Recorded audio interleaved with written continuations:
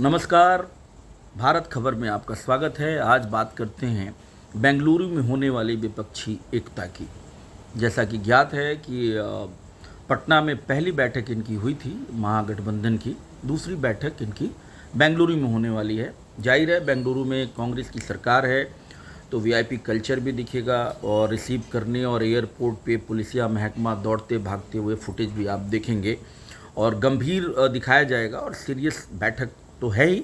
जाहिर है कि मोदी विरोध को लेकर ये बैठक हो रही है, पटना में भी हुई थी।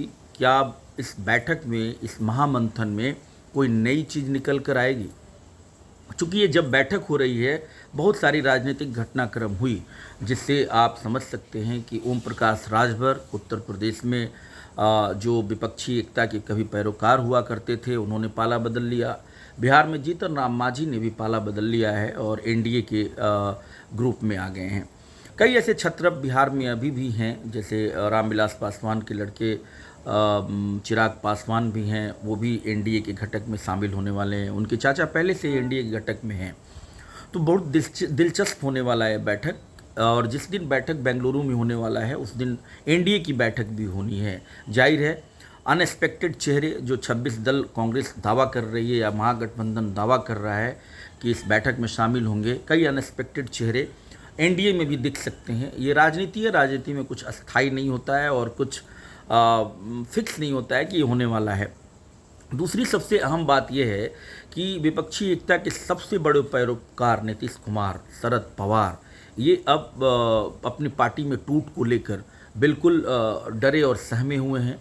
और जैसा कि शरद पवार की पार्टी टूट चुकी है और नीतीश कुमार की पार्टी भी टूट के कगार पर है, और उस तरह से ये कितना कॉन्फिडेंट होगा ये बैठक और कितने कॉन्फिडेंट हो कि नेता वहाँ शामिल होंगे, ये देखना दिलचस्प होगा। दूसरी सबसे बड़ी बात है कि अध्यादेश को लेकर जो एक माहौल बनाया जा रहा था कि हम बैठक में तभी शामिल होंगे आम आदमी पार्टी के द्वारा जब अध्यादेश पे कांग्रेस अपना स्टैंड क्लियर करेगी।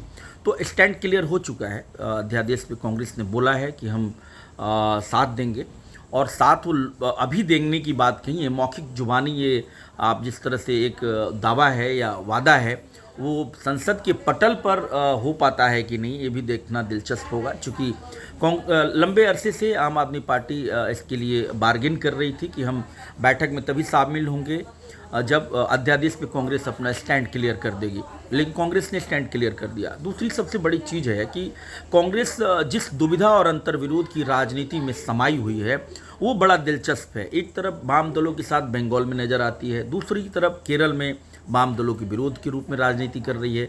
तो ये अंतर्विरोध के कवच में ये महागठबंधन की बैठक कितना अपने गोल को अचीव कर पाएगा, ये देखना दिलचस्प होगा। जाहिर है कि इस बैठक में शरद पवार के पास कुछ नहीं है। शरद पवार बैठक में शामिल नहीं होने की बात कही है। अभी खबर आई है कि वो बैठक में शामिल नहीं होंगे कल।